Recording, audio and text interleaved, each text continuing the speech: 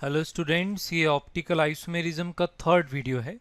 और इससे पहले वाले वीडियो में हमने कॉन्फ़िगरेशन लिखना सीख लिया था। हमने कैरल कार्बन के अरेंजमेंट को capital R and capital S लिखना सीख लिया था, जिसको हमने एब्सोल्यूट कॉन्फ़िगरेशन बोला था। और जब हमने कॉन्फ़िगरेशन पढ़ा तो हमने ये बोला कि जब हम डिफरेंट कंपाउंड्स के कॉन्फ़िगरेशन को कंपेयर करते हैं तब तीन टर्म्स आते हैं। या तो कॉन्फ़िगरेशन सेम रहेगा तो हम होमोमर बोलते हैं, कॉन्फ़िगरेशन अपोजिट रहेगा तो एनांशियोमर्स बोलते हैं, और यदि पार्शियली डिफरेंट रहेगा कॉन्फ़िगरेशन तो हम उसे डायस्टेरियोमर बोलते हैं। इसलिए आज का जो हेडिंग है वो है एनांशियोमर एंड डायस्टेरियोमर्स। तो यदि स्टार्ट करें एनांशियोमर्स के बारे में, तो डेफिनेशन 1 में लिखा हुआ है non super imposable mirror images are called enantiomers. लेकिन ये याद रहे, जो non super imposable mirror images हैं वो किसके, ऑप्टिकली एक्टिव कंपाउंड के लिए बोल रहे हैं। देखो, एनांशियोमर्स ऑलवेज ऑप्टिकली एक्टिव यहाँ पे क्लियर लिखा हुआ है। जो ऑप्टिकली एक्टिव कंपाउंड होते हैं उन्हीं में एनांशियोमर्स डिफाइंड है, इनएक्टिव में एनांशियोमर्स डिफाइंड नहीं होते। तो पहला डेफिनेशन क्या है, non super imposable mirror images of optically active compounds are called enantiomers. लेकिन प्रैक्टिकल प्रॉब्लम ये है कि हम मिरर इमेजेस ड्रॉ कर नहीं सकते यदि थ्री डायमेंशनल कंपाउंड है तो। और वैसे भी नॉन प्लेनर कंपाउंड या ऑप्टिकली एक्टिव होता है तो मिरर इमेजेस बना नहीं पाते। जैसे इस एग्जाम्पल नंबर 1 में देखते हैं। एग्जाम्पल नंबर 1 में यदि मैंने एक कंपाउंड लिखा और मैं यदि इसको एक मिरर मान लेता हूँ, तो क्या राइट साइड वाला कंपाउंड फर्स्ट वाले लेफ्ट वाले कंपाउंड का मिरर इमेज है? तो मिरर इमेज पहचानने का तरीका होता क्या है भाई, हम प्रैक्टिकल इमेजिन करें तो ये मिरर है। OH यदि मिरर के सामने आएगा तो यहाँ पे OH आना चाहिए था। COH यहाँ पर है तो यहाँ COH आना चाहिए था। तो मिरर इमेज पहचान नहीं पाते, लेकिन फाइनली देखना ये रिजल्ट जो निकलेगा ये मिरर इमेजेस निकलेंगे। तो फिर क्वेश्चन यही आया कि यदि मिरर इमेजेस हैं तो दिख क्यों नहीं रहे हैं। तो मैंने पहले भी बोला है कॉन्फ़िगरेशन वाले वीडियो में कि जब व्यूअर का पोजीशन स्पेस में चेंज होता है तब हमें कंपाउंड का लुक डिफरेंट दिखता है, लेकिन कंपाउंड का अरेंजमेंट नहीं बदला होता। इसलिए तो हमने ये डिसाइड किया था कि हम कभी भी कंपाउंड को देखकर आंसर नहीं करेंगे, हम कॉन्फ़िगरेशन लिखा करेंगे उसके बाद ही आंसर करेंगे। तो फर्स्ट वाला डेफिनेशन ट्रू फॉल्स के लिए है, केवल इसको हम क्वेश्चन में यूज नहीं कर पाते। डेफिनेशन नंबर 2 क्या लिखा हुआ है, small D and small L forms, मतलब dextro and laevo rotatory forms are enantiomers. Okay, true false के लिए ठीक है, क्योंकि डेक्स्ट्रो लीवो ये पोलरीमीटर के एक्सपेरिमेंट के बाद पता चलता है। कंपाउंड को देखकर कभी भी डेक्स्ट्रो लीवो रोटेटरी नहीं बता सकते। तो ये भी केवल ट्रू फॉल्स के लिए है। तो फिर क्वेश्चन करने के लिए कौन सा डेफिनेशन काम आता है? क्वेश्चन में ये वाला डेफिनेशन नंबर 3 यूज होता है। क्या लिखा हुआ देखो, forms having opposite configuration are called enantiomers. हाँ, हम कॉन्फ़िगरेशन निकाल सकते हैं और कॉन्फ़िगरेशन निकालकर हम आसानी से बता सकते हैं कि यदि अपोजिट कॉन्फ़िगरेशन है तो दे आर एनांशियोमर्स। ट्राई करके देख लेते हैं। यदि मैं प्रायोरिटी असाइन करूं तो ऑक्सीजन के कारण OH को नंबर 1, कार्बन पे ऑक्सीजन आएगा इसलिए number 2, CH3 is number 3, H is number 4। यहां पर प्रायोरिटी तो सेम ही टाइप का आएगा तो मैंने प्रायोरिटी लिख दिया। बी केयरफुल, क्योंकि fourth priority group is present on the horizontal line, you have to change the directly observed configuration, and directly observed configuration is S. It means configuration of this compound is R. भाई आ रहा है S तो लिखना पड़ेगा R, क्योंकि fourth short trick use कर रहा हूं ना। यहां पर भी केयरफुली करना पड़ेगा। आ रहा है R और लिखना पड़ेगा मुझे S। अब मुझे देखकर बताओ, क्या हम आसानी से देख पा रहे हैं कि कॉन्फ़िगरेशन आर अपोजिट? यस, यदि configuration are opposite it means they are enantiomers. और यदि एनांशियोमर्स हैं इसका मतलब ये कंफर्म है कि they are non super imposable mirror images. ये कंफर्म है कि इनमें से एक डेक्स्ट्रो फॉर्म है, एक लीवो फॉर्म। लेकिन मैं ये कभी कंफर्म नहीं कर सकता कि इनमें से डेक्स्ट्रो कौन सा है और लीवो कौन सा है, वो तो पोलरीमीटर के एक्सपेरिमेंट के बाद ही मालूम चलेगा। तो जैसे मैं एक नया एग्जाम्पल लेकर आया, ये मुझे पता करना है कि ये एनांशियोमर्स हैं या नहीं, तो मैं कौन सा मेथड यूज़ करूँ? क्या मिरर इमेजेस वाला यूज़ करूँ? नहीं, एडवाइजेबल नहीं है, क्योंकि ज़रूरी नहीं मिरर इमेजेस हमेशा दिख जाएं। क्या मैं डी एंड एल फॉर्म पहचान लूँ? वो मैं देखकर नहीं बता सकता। तो फिर तरीका क्या है, कॉन्फ़िगरेशन लिखो। कॉन्फ़िगरेशन के लिए प्रायोरिटी लिखना पड़ेगा। प्रायोरिटी सल्फर के कारण नंबर 1 ये है, number 2 oxygen, number 3 nitrogen, number 4 carbon. अब चूंकि fourth priority group already present in what the plane, तो कोई टेंशन ही नहीं है। 1 से 2, 2 से 3 जाने पे ये आ रहा है S और ये आ रहा है R, और दे आर अपोजिट कॉन्फ़िगरेशन, इसका मतलब दे आर एनांशुमर्स।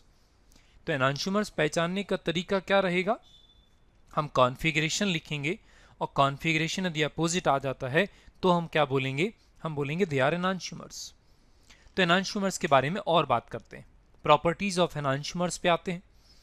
और प्रॉपर्टीज ऑफ एनांशुमर्स में फर्स्ट लिखा हुआ है, enantiomers have all similar physical properties except optical rotation, मतलब केवल ऑप्टिकल रोटेशन में डिफरेंस है, बाकी सारी physical properties like boiling point, melting point, refractive indexes all are same for enantiomers. अच्छा, ऑप्टिकल रोटेशन में कितना डिफरेंस आएगा, extent of rotation is same but their directions are different. Dextro वाला clockwise direction में plus theta देता है, तो लीवो वाला थीटा ही रोटेशन देगा लेकिन माइनस डायरेक्शन में देगा, इसलिए माइनस थीटा देगा। केवल साइन का फर्क आएगा, डायरेक्शन का फर्क आएगा। फिर आगे जो लिखा हुआ है, enantiomers have similar reaction rates on reaction with any achiral compound और different reaction rate with chiral compound. इनको अलग अलग याद रखने से अच्छा हम ऐसे याद रखेंगे कि एनांशुमर्स जब किसी अकैरियल कंपाउंड से इंटरेक्ट करते हैं तो सिमिलर बिहेवियर शो करते हैं, लेकिन यदि किसी कैरियल कंपाउंड से इंटरेक्ट करते हैं तो उनका बिहेवियर होता है डिफरेंट। क्लियर है? प्रैक्टिकल यूज केवल इस फर्स्ट पॉइंट का है। क्वेश्चन में कैसे यूज होता है, तो जैसे ये बहुत कॉमन ऑब्जेक्टिव है, इस कॉमन ऑब्जेक्टिव को अपन करते हैं। ये अलग अलग एग्जाम्स में कम से कम 7-8 टाइम्स तो आया हुआ है, ये 7-8 टाइम्स आ चुका है, तो वेरी इंपॉर्टेंट हुआ ये। देखें क्वेश्चन में क्या है, क्वेश्चन में यहाँ पे 2 मिथाइल ब्यूटेन लिखा है, मोनोक्लोरिनेशन से X बनाना है, फिर फ्रैक्शनल डिस्टिलेशन के बाद Y बनाया है और X और Y का वैल्यू पूछा जाता है। अब मोनोक्लोरिनेशन, तो पहली जरूरी बात, मोनोक्लोरो डेरिवेटिव डायरेक्ट पता करना भी हम सीखे थे, और यदि हम मोनोक्लोरो डेरिवेटिव, चलो अभी लिख कर बता दें, तो हमने मोनोक्लोरो डेरिवेटिव लिखे, बनेंगे ये। भाई ये वाला प्राइमरी यहाँ पर Cl लग सकता है, यहाँ पर Cl लगेगा, यहाँ या यहाँ पर लगेगा, ये वाला चॉइस और ये वाला चॉइस आइडेंटिकल।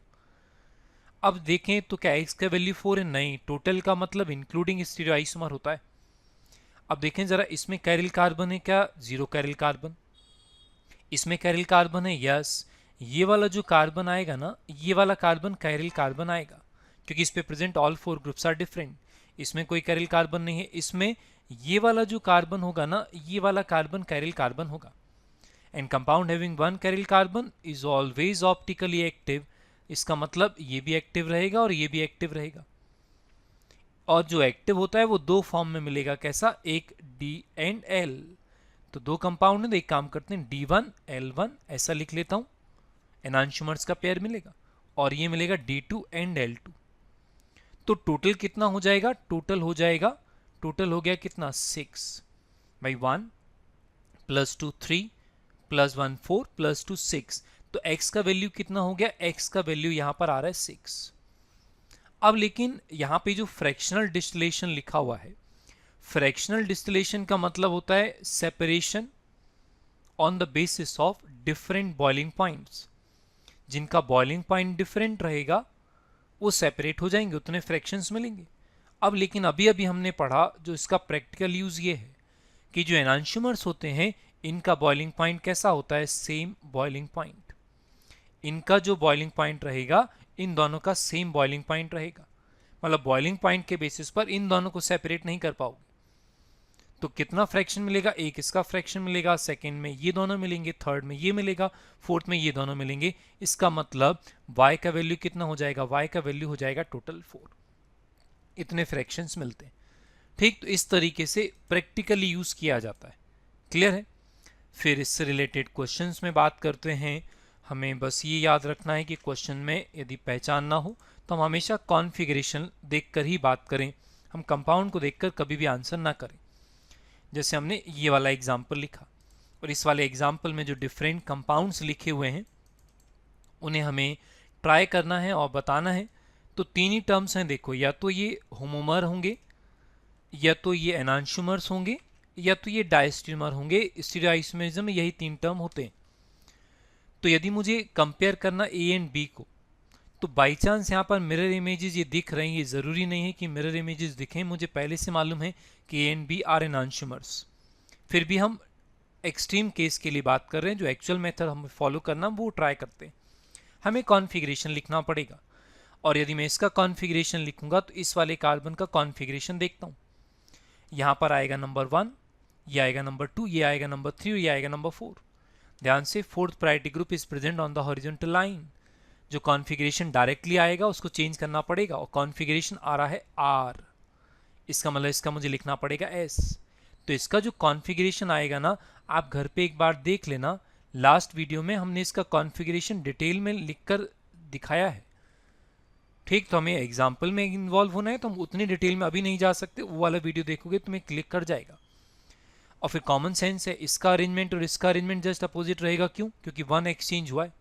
और लास्ट वीडियो का ये रिजल्ट था कि after odd number of exchanges you will get opposite configuration. मतलब इसका जो कॉन्फ़िगरेशन आएगा वो आएगा आर आर। तो हम डायरेक्ट भी ट्राई कर सकते हैं। यहाँ पर देखेंगे तो इसका तो आर ही आएगा, देखो सेम है अरेंजमेंट, और नीचे वाले का अरेंजमेंट चेंज हो जाएगा तो इसका कॉन्फ़िगरेशन आएगा आर एस।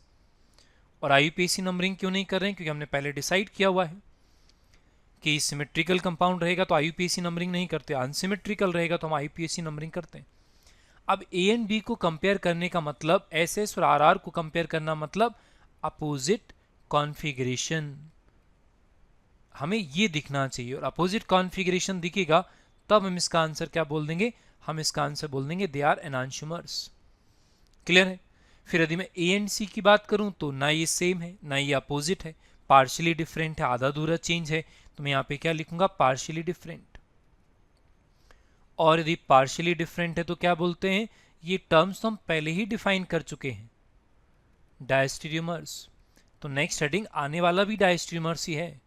बी एंड सी करेंगे तो भी पार्शियली डिफरेंट दिखेगा, इसको भी मुझे क्या बोलना पड़ेगा? डायस्टीरियोमर बोलना पड़ेगा। इस तरीके से हम क्वेश्चन ट्राई करते हैं। क्लियर है? और क्वेश्चन ट्राई कर लेते हैं।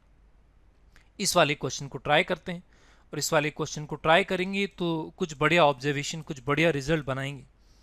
भाई जब हमने लास्ट टर्न पे ये बोला तुम्हें कि यदि कंपाउंड अनसिमेट्रिकल रहेगा तो हमें आईयूपीएसी नंबरिंग करना चाहिए, तो फिर एक मन में डाउट आता है ना कि यदि हम आईयूपीएसी नंबरिंग नहीं करेंगे तो क्या क्वेश्चन गलत हो जाएंगे।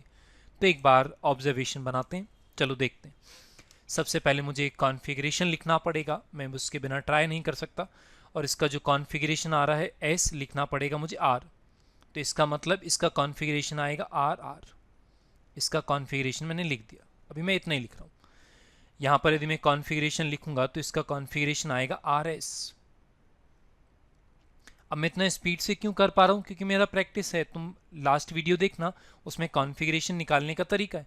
भाई मैं इमेजिन कर पाता हूँ ये 1, ये 2, ये 3 आ रहा है आर, लिखना पड़ेगा मुझे एस। यहाँ पर यदि मैं ट्राई करूँगा तो इसको देखकर लिख सकते हो। तो यहाँ पर भी सेम अरेंजमेंट है, इसका मतलब यहाँ पर कॉन्फ़िगरेशन आना है आर एस। और यहाँ पर इसका अपोजिट आएगा। अपोजिट का मतलब इसका क्या आएगा? 1 2 3 आ रहा है आर, लिखना पड़ेगा मुझे एस। तो यहाँ पर मुझे एस लिखना पड़ेगा। और यहाँ पर 1 2 3 आ रहा है एस, लिखना पड़ेगा मुझे क्या? मुझे लिखना पड़ेगा आर। तो इसका मतलब मुझे लिखना पड़ेगा एस आर, ऐसा लिखना पड़ेगा मुझे। क्लियर है? मैंने ऐसा लिख दिया। ठीक, एक मिनट रुको। हाँ, इतना लिखना। अब यदि मैं ए एंड बी कंपेयर करता हूँ तो ए एंड बी में मुझे बिल्कुल भी दिक्कत नहीं आ रहा है, क्योंकि पार्शियली डिफरेंट दिख रहा है। तो मैं आसानी से यहाँ पे क्या लिख सकता हूँ? डायस्टीरियोमर्स लिख सकता हूँ। ए एंड सी देखूंगा तो भी मैं डायस्टीरियोमर्स लिख सकता हूँ। पूरा लिख देता हूँ डायस्टीरियोमर्स। यहाँ पे कुछ प्रॉब्लम आएगा, अभी रुको, वेट करो। ए एंड डी भी डायस्टीरियोमर आएगा, यहाँ पे कोई दिक्कत नहीं है। डायस्टीरियोमर्स हमने लिख दिया। लेकिन जब मैं बी एंड सी को यदि मैं ट्राई करूँगा तो बी एंड सी का रिलेशन क्या रहेगा? यदि मैं देखूंगा तो ये क्या आएगा? आइडेंटिकल आ रहा है, सेम। लेकिन यदि हमने यहाँ पर सेम लिख दिया तो ये आंसर हो जाएगा रॉन्ग। ये आंसर है रॉन्ग। क्यों? क्योंकि ये सेम नहीं है। ध्यान से देखो, जब मैं यहाँ पर आईयूपीएसी नंबरिंग करूंगा तो आईयूपीएसी नंबरिंग होगा ऐसा। तो इसका कॉन्फ़िगरेशन है 2R3S। यहाँ पर IUPAC नंबरिंग COH यहाँ से स्टार्ट होगा और यहाँ का कॉन्फ़िगरेशन जब हम लिखेंगे तो आ रहा है 3R2S। अब देखोगे तो पहले 2R था, अभी 2S है, मतलब अपोजिट हुआ। 3S था, 3R हो गया, इसका मतलब दे आर एनांशियोमर्स। क्या तुमने ऑब्जर्व किया, यदि हमने IUPAC नंबरिंग नहीं किया था तो हमारे क्वेश्चन गलत हो जाएंगे, इसलिए IUPAC नंबरिंग करना जरूरी है in case of unsymmetrical compound. भाई स्टार्टिंग के 3 में फर्क ही नहीं पड़ रहा था, क्यों? बिना IUPAC नंबरिंग के करेक्ट हो गया, क्योंकि डायस्ट्रीमर्स वाला कैटेगरी था। जैसे बी एंड डी देखो, अब बी एंड डी यदि मैं देखूं तो आर से मुझे लग रहा है एस और एस से मुझे लग रहा है आर, लेकिन गलत तरीका है ये। तो हमें सही तरीका क्या है, मुझे कॉन्फ़िगरेशन लिखना चाहिए विथ IUPAC नंबरिंग। तो जब मैं ऐसा लिखूंगा तो 3 पर आ रहा है एस और 2 पर क्या आ रहा है आर। अब मैं यदि देखूंगा ना, तब यहां पर ये कैसा मिलेगा मुझे, होमोमर। नहीं तो पहले कैसा लग रहा था, पहले मुझे एनांशियोमर लग रहा था। सी एंड डी को यदि मैं ट्राई करूंगा तो 3R से 3S हो गया, 2S से 2R हो गया, मतलब अपोजिट। अपोजिट का मतलब they are enantiomers. Very important observation, ये ध्यान रखना कि यदि हम अनसिमेट्रिकल कंपाउंड में IUPAC नंबरिंग नहीं करेंगे तो आंसर बहुत जल्दी गलत हो जाते हैं। क्लियर है? और थोड़े लेवल हाई करते हैं, क्वेश्चन थोड़े और डिफिकल्ट बनाते हैं। जैसे हमने ये क्वेश्चन लिखा, बड़ा वेरी वेरी इंपॉर्टेंट, इसमें बहुत सारे इंपॉर्टेंट ऑब्जर्वेशंस मिलेंगे, और चाहो तो स्क्रीन कैप्चर करने के बाद इसको आराम से भी ट्राई कर सकते हो तुम, बहुत सारे इंपॉर्टेंट ऑब्जर्वेशंस मिलेंगे तुम्हें। तो चलो ट्राई करते हैं। कैरिल कार्बन बहुत सारे हैं तो थोड़ा ज़्यादा मेहनत करना पड़ेगा, लेकिन ठीक है, ट्राई करने में कोई बुराई नहीं। तो करें स्टार्ट। तो फर्स्ट एंड सेकंड को मुझे कंपेयर करना है, फर्स्ट एंड सेकंड को कंपेयर करना है। फर्स्ट ये है और सेकंड ये है। अब देखना सबसे इंपॉर्टेंट बात, हम जब इस तरीके का डिज़ाइन देखते हैं हमारे दिमाग में कोई दूसरा ऑप्शन आता ही नहीं, हमारे दिमाग में केवल ये आता है ये डिज़ाइन केवल ऑप्टिकल आइसोमेरिज्म, स्टीरियो आइसोमेरिज्म में है, तो या तो मैं होमोमर ट्राई करूंगा, या तो एनांशियोमर, या तो फिर मैं डायस्ट्रीमर ट्राई करूंगा। लेकिन ध्यान से ये बेसिक पर है, वेरी वेरी इंपॉर्टेंट। सबसे पहले कनेक्टिविटी चेक किया करो। देखो Cl का कनेक्टिविटी इज डिफरेंट, यहां पर क्या है, डिफरेंट कनेक्टिविटी। और डिफरेंट कनेक्टिविटी, अरे Cl का पोजीशन, ब्रोमीन का पोजीशन देखो ना, यहाँ पे ब्रोमीन का पोजीशन क्या है, Cl का पोजीशन क्या है, डिफरेंट हो गया ना। और ये स्टीरियो आइसोमेरिज्म का पहला कंडीशन है, for stereo isomerism connectivity must be same. इसका मतलब ये स्ट्रक्चरल आइसोमेरिज्म का है, और स्ट्रक्चरल आइसोमेरिज्म में भी यदि पोजीशन चेंज होता है तो ये पोजिशनल आइसोमेरिज्म का एग्जाम्पल है। अब यदि मैं केयरफुली कुछ प्रिकॉशनरी याद न रखूं तो मैं तो डायरेक्ट RS ट्राई करूंगा, और RS ट्राई करके या तो मैं होमोमर लिखूंगा या तो एनांशियोमर या डायस्ट्रोमर, गलत हो जाएगा। मैं फिर से याद दिला दूं डेफिनेशन, यदि कनेक्टिविटी सेम रहेगा तभी हम ज्योमेट्रिकल, ऑप्टिकल और कन्फर्मेशनल बोल सकते हैं। यदि कनेक्टिविटी डिफरेंट हो गया तो ना हम ज्योमेट्रिकल बोल सकते, ना हम ऑप्टिकल बोल सकते और ना हम कन्फर्मेशनल बोल सकते हैं। क्लियर? ये ध्यान रखना। अब जैसे फर्स्ट एंड फोर्थ ट्राई करते हैं, सबसे पहले कनेक्टिविटी चेक कर लो। Cl नंबर 3 पे है, ओके, Cl नंबर 3 पे, OH नंबर 4 पे, ओके, नंबर 5 पे ब्रोमीन है, okay, total carbon 8, total carbon 8, okay. अब हमें कॉन्फ़िगरेशन पर आना पड़ेगा। अब जरा ध्यान से देखना, एक एक करके बात करते हैं। देखो थोड़ा स्मार्टली रिजल्ट तैयार रखेंगे दिमाग में तो इजी रहेगा। जरा इस वाले कार्बन का कॉन्फ़िगरेशन बिना निकाले इमेजिन करना। भाई यहाँ पर OH वाला राइट में है और कार्बन वाला लेफ्ट में है, यहाँ पर चेंज हो गया, वन एक्सचेंज, लेफ्ट में आ गया OH वाला, कार्बन वाला राइट में आ गया, वन एक्सचेंज। फिर यहाँ Cl एंड H है ना, यहाँ पर एक H भी होगा ना, H इनवर्ट द प्लेन, क्योंकि Cl यदि आउटवर्ड द प्लेन है तो H कैसा रहेगा, H रहेगा इनवर्ट द प्लेन। तो यहाँ पर देखो H इनवर्ट द प्लेन है, Cl आउटवर्ड द प्लेन, यहाँ पे ये भी एक एक्सचेंज हुआ, क्यों? क्योंकि यहाँ का H कहाँ आएगा, यहाँ का H आउटवर्ड द प्लेन आएगा ना, तो यहाँ का H हमने ऐसा लिख दिया। एक और एक्सचेंज, दो एक्सचेंज पर कॉन्फ़िगरेशन कैसा होता है, सेम। इसका मतलब Cl वाले कार्बन का कॉन्फ़िगरेशन इज सेम। देखो रिजल्ट यूज करने के लिए तो बनाए हैं। फिर सेम फॉर ब्रोमीन वाला कार्बन, ब्रोमीन वाले में इनवर्ट आउटवर्ड का एक एक्सचेंज हुआ है और लेफ्ट राइट का एक एक्सचेंज हुआ है। देखो OH पहले लेफ्ट में था, अभी राइट में आ गया ना, ठीक है ना। यहाँ पर ब्रोमीन आउटवर्ड द प्लेन था, इनवर्ड द प्लेन आ गया। इसका मतलब इस कार्बन का भी कैसा रहेगा, सेम कॉन्फ़िगरेशन, सेम कॉन्फ़िगरेशन। फिर एक बार OH वाले को देख लेते हैं।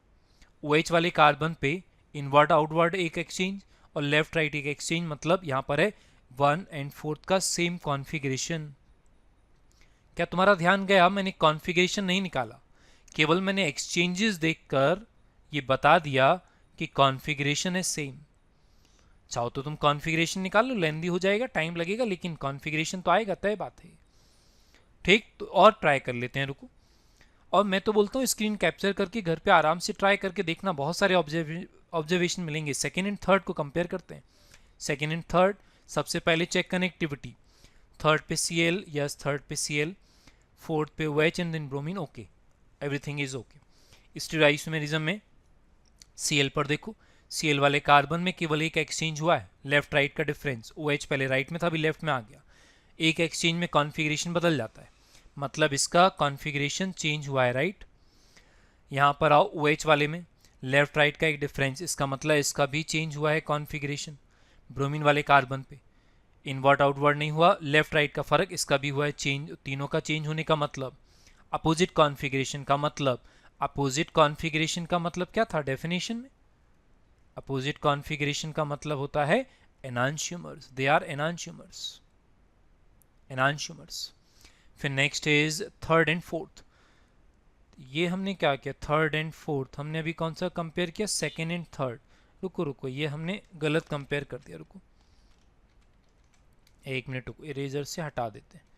ये मैंने थर्ड एंड फोर्थ को ही कंपेयर कर दिया, सेकेंड एंड थर्ड कंपेयर करना है ना, पहले सेकेंड एंड थर्ड कंपेयर कर लेते हैं। आ जाओ, सेकेंड एंड थर्ड, इसको इरेज कर दूं, एक मिनट रुको।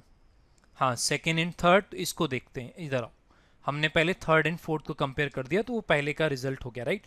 थर्ड एंड फोर्थ क्या आ रहा था, अपोजिट कॉन्फ़िगरेशन आ रहा था, ये हमने अभी ट्राई कर दिया। अपोजिट कॉन्फ़िगरेशन मतलब क्या हो गया, इसका आंसर एनांशियोमर हो गया था, ये हमने ऊपर लिख दिया था। तो सेकेंड एंड थर्ड, सेकेंड ये वाला है ना, सेकेंड एंड थर्ड में देखेंगे सबसे पहले क्लोरीन का कनेक्टिविटी, ओ डिफरेंट कनेक्टिविटी, और यदि डिफरेंट कनेक्टिविटी इसका मतलब डिफरेंट कनेक्टिविटी, और चूंकि पोजीशन चेंज हुआ है इसलिए कौन सा आइसोमेरिज्म हो जाएगा, पोजिशनल आइसोमेरिज्म हो जाएगा। तो बड़ा इंपॉर्टेंट क्वेश्चन है ना, ध्यान से इसको हम बेटर एडवाइजेबल तो यही है, इसका स्क्रीन कैप्चर करो और घर पे आराम से लिख कर ट्राई करो, थोड़ा ज़्यादा अंडरस्टैंडिंग होगा इन टर्म्स का। तो फिर हम नेक्स्ट हेडिंग पर आते हैं। ये हेडिंग भी हम बहुत देर से बोल रहे हैं, इसको भी कवर कर लेते हैं। और हमने लिखा डायस्टीरियमर्स। डायस्टीरियमर्स की यदि बात करें तो डायस्टीरियमर्स में देखो क्या लिखा हुआ है, डेफिनेशन 1 इंपॉर्टेंट है ये, stereoisomers which are not mirror images are called diastereomers, ठीक है। Second definition, stereoisomers which are not enantiomers are called diastereomers, या करेक्ट। अभी तक हम यही यूज कर रहे थे कि भाई यदि अपोजिट कॉन्फ़िगरेशन आ रहा था तो हम एनांशियोमर बोल रहे थे, और यदि डिफरेंट कॉन्फ़िगरेशन आ रहा था, एनांशियोमर नहीं था, तो हम डायस्टीरियमर बोल रहे थे। लेकिन ये ध्यान रहे, डायस्टीरियमर्स दोनों टाइप का होता है, एक्टिव भी होता है, इनएक्टिव भी होता है। और diastereomers have different properties, physical and chemical. और इसका प्रैक्टिकल यूज क्या था, इसका प्रैक्टिकल यूज था they can be separated very easily by fractional distillation also. Clear है। एग्जाम्पल पे बात करते हैं। अभी ये वाला एग्जाम्पल हमने ट्राई किया था, इसको बोला था पार्शियली डिफरेंट, ये पार्शियली डिफरेंट। अब कुछ नया आया है, नया देखो जरा, ये देखो, ये सिस ट्रांस ई जेड और सिन एंटी, ये तो हमने ज्योमेट्रिकल आइसोमेरिज्म में पढ़ा था ना। ज्योमेट्रिकल आइसोमर मतलब जैसे ये सिस ट्रांस, ये कैसे डायस्टीरियमर में आ गए। अब तो जरा एक इंपॉर्टेंट रिजल्ट बनाते हैं, जरा इंपॉर्टेंट रिजल्ट पे बात करना, देखना। इंपॉर्टेंट रिजल्ट बनाए तो मुझे जरा ये लाने दो, ये रिजल्ट लिखने दो। एक बात बताओ, geometrical isomers are stereo isomers, true और फॉल्स, ट्रू, क्योंकि स्टीरियो आइसोमेरिज्म के दो पार्ट थे, कॉन्फिगरेशनल एंड कन्फर्मेशनल। कॉन्फिगरेशनल के दो पार्ट थे, एक ऑप्टिकल एंड ज्योमेट्रिकल, इसका मतलब geometrical isomers are stereo isomers, correct. क्या geometrical isomers are mirror images, मतलब क्या ये जो सिस एंड ट्रांस लिखा हुआ है, क्या they are mirror images, not possible. भाई दोनों सिस से सेम साइड हैं, इमेज में अपोजिट साइड कैसे आएगा, yes they are not mirror images. अब दोनों को क्लब करो, दोनों को क्लब करोगे तो डायस्टीरियमर का डेफिनेशन है, stereo isomers which are not mirror images are called diastereomers. Very important, geometrical isomers are diastereomers also. Clear है, डायस्टेरियोमर्स भी होते हैं। अब मैं यदि बात करूं तो डायस्टेरियोमर्स जो होते हैं, एक मिनट रुको, डायस्टेरियोमर्स जो होते हैं ये 3 टाइप के डिफाइन होते हैं। ज्योमेट्रिकल आइसोमेरिज्म वाले भी होते हैं, ऑप्टिकल आइसोमेरिज्म वाले भी होते हैं, कन्फर्मेशनल वाले भी होते हैं। क्यों? क्योंकि तीनों स्टीरियो आइसोमेरिज्म के टाइप हैं। लेकिन कन्फर्मेशनल आइसोमेरिज्म जो होते हैं ये नॉट इन यूज, ये यूज में होते नहीं, इसलिए हम ट्राई नहीं करते। मतलब हमारे लिए तो डायस्ट्रीमर ज्योमेट्रिकल आइसोमेरिज्म वाले या ऑप्टिकल आइसोमेरिज्म वाले होते हैं। क्लियर है? तो इस वीडियो में एनांशिमर और हमने डायस्ट्रीमर कवर कर लिया। नेक्स्ट टर्न बड़ा इंपॉर्टेंट होगा, नेक्स्ट वीडियो, उसमें हम एलिमेंट्स ऑफ सिमेट्री डिस्कस करने वाले हैं। उसमें plane of symmetry, centre of symmetry और भी एलिमेंट ऑफ सिमेट्री आएंगे। Thank you.